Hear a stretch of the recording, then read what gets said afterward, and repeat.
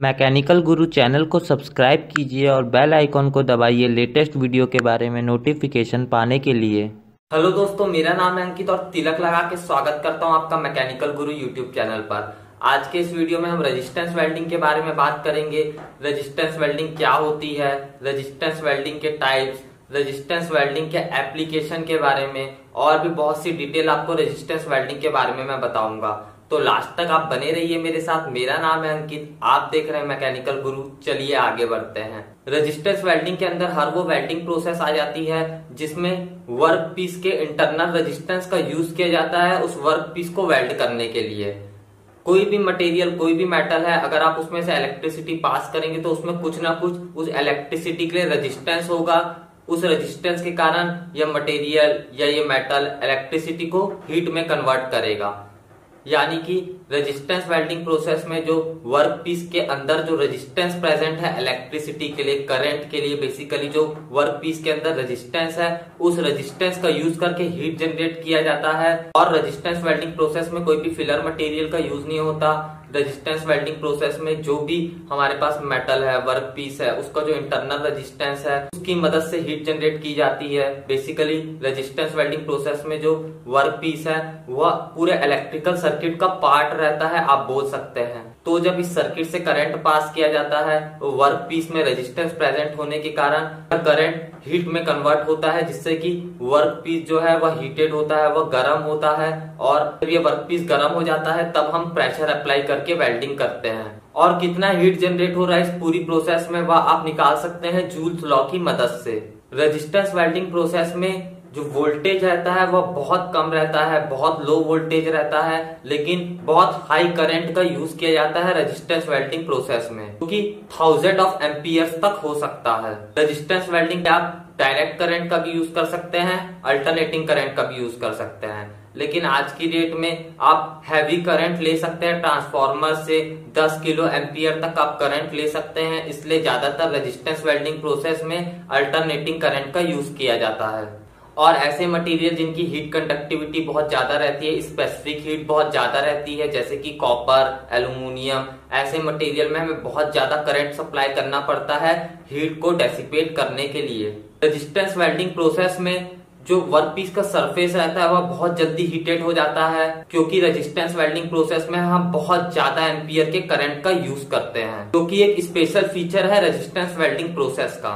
Resistance welding process के बहुत से एडवांटेजेस हैं, जैसे कि हीट जिस जगह में हमें चाहिए उसी जगह में हीट जनरेट होती है, उसी जगह में हीट का लोकेशन होता है जहां हमें चाहिए। कोई फिलर मटेरियल का रेजिस्टेंस वेल्डिंग प्रोसेस में यूज नहीं होता। और रेजिस्टेंस वेल्डिंग प्रोसेस एक बहुत ही क्विक और रैपिड वेल्डिंग प्रोसेस है।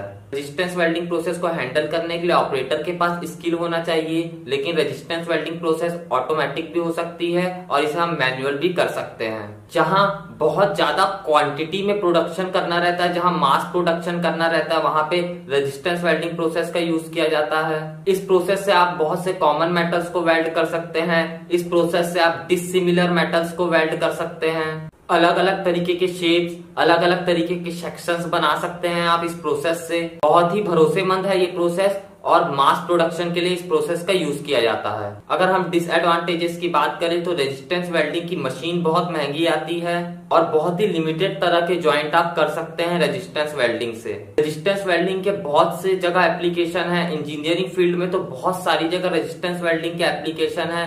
सबसे पहले मैं आपको रेजिस्टेंस वेल्डिंग के टाइप्स बता देता हूँ। जैसे जैसे मैं टाइप्स बताते जाऊंगा आपको, उसके साथ साथ क्या क्या एप्लीकेशन है उस टाइप की रेजिस्टेंस वेल्डिंग का वह भी मैं आपको बताते जाऊंगा। रेजिस्टेंस वेल्डिंग के जो टाइप्स मैं भी आपको बताने वाला हूँ उन टाइप के बारे में मैं अलग से डिटेल्ड वीडियो बनाऊंगा। अभी मैं जो आपको सिर्फ रेजिस्टेंस वेल्डिंग के टाइप्स और उनके क्या क्या एप्लीकेशन है वह बताऊंगा। रेजिस्टेंस वेल्डिंग में सबसे पहले आता है resistance spot welding. Resistance spot welding का यूज एयरक्राफ्ट्स में, ऑटोमोबाइल इंडस्ट्री में, किचन अप्लायंसेस को बनाने के लिए, रेलवे, कार बिल्डिंग और इंस्ट्रूमेंट इंडस्ट्री में बहुत ज्यादा यूज होता है रेजिस्टेंस स्पॉट वेल्डिंग का। अगली रेजिस्टेंस वेल्डिंग प्रोसेस है resistance seam welding. Resistance seam welding का यूज टैंक बनाने के लिए, ट्यूब बनाने के लिए और एयर टाइट ज्वाइंट बनाने के लिए रेजिस्टेंस सीम वेल्डिंग का बहुत यूज किया जाता है। इसके बाद जो टाइप आता है रेजिस्टेंस वेल्डिंग का वो है resistance projection welding. Resistance projection welding का बहुत ज्यादा यूज होता है ऑटोमोबाइल इंडस्ट्री में, नट बोल्ट और स्टड को ऑटोमोबाइल बॉडी के साथ जोड़ने के लिए। रेजिस्टेंस प्रोजेक्शन वेल्डिंग ज्यादातर कॉपर, एल्यूमिनियम या ऐसे मटेरियल के साथ किया जाता है जो बहुत ही ज्यादा थर्मल कंडक्टिव रहते हैं।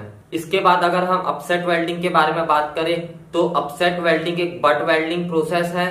अपसेट वेल्डिंग से आप डिसिमिलर मेटल्स को आराम से जोड़ सकते हैं। इसमें भी जो मटेरियल है उसके स्पेसिफिक रेजिस्टेंस का यूज किया जाता है हीट को जनरेट करने के लिए। वहीं अगर हम फ्लैश बट वेल्डिंग के बारे में बात करें तो यह भी एक रेजिस्टेंस वेल्डिंग का टाइप है और यह बट वेल्डिंग प्रोसेस है। फ्लैश वेल्डिंग से आप थिन ट्यूब्स को ज्वाइन कर सकते हैं, रेल को ज्वाइन कर सकते हैं, चेन लिंक्स, टूल को बनाने के लिए बहुत सी जगह फ्लैश वेल्डिंग प्रोसेस का यूज किया जाता है। फ्लैश वेल्डिंग से आप डिसिमिलर मटेरियल्स को तो जोड़ ही सकते हैं, साथ साथ कुछ रिफ्रैक्टरी मटेरियल्स को भी आप जोड़ सकते हैं। इसके बाद आखिरी स्पेशल टाइप की रेजिस्टेंस वेल्डिंग प्रोसेस है प्रिक्यूजन वेल्डिंग। ऐसे डिसिमिलर मेटल जिनको आप फ्लैश रेजिस्टेंस वेल्डिंग से वेल्ड नहीं कर सकते, इन्हें प्रिक्यूजन वेल्डिंग से वेल्ड किया जाता है। यह welding process pipe, rod, flat tubes को जोड़ने के लिए की जाती है। रेजिस्टेंस वेल्डिंग के जो मैंने भी आपको टाइप बताया, इन सभी रेजिस्टेंस वेल्डिंग प्रोसेस के ऊपर डिटेल्ड वीडियो आने वाले समय में आपको मिल जाएगी। और मुझे उम्मीद है कि आपको इस वीडियो में रेजिस्टेंस वेल्डिंग के बारे में बहुत सी अच्छी बातें पता चली होगी और रेजिस्टेंस वेल्डिंग क्या होती है, रेजिस्टेंस वेल्डिंग कैसे काम करती है, उस बारे में बेसिक कॉन्सेप्ट आपको पता चल गया होगा। मुझे उम्मीद है कि आपको ये वीडियो पसंद आया होगा। अगर पसंद आए तो जरूर इस वीडियो को लाइक कीजिए, इस वीडियो को शेयर कीजिए और मैकेनिकल गुरु यूट्यूब चैनल को अभी तक आपने सब्सक्राइब नहीं किया है तो सब्सक्राइब भी कर लीजिए, क्योंकि मैं आपके लिए रोज ऐसी अच्छी वीडियोस लेके आता रहता हूँ। जल्द ही मिलेंगे। जय जवान जय किसान।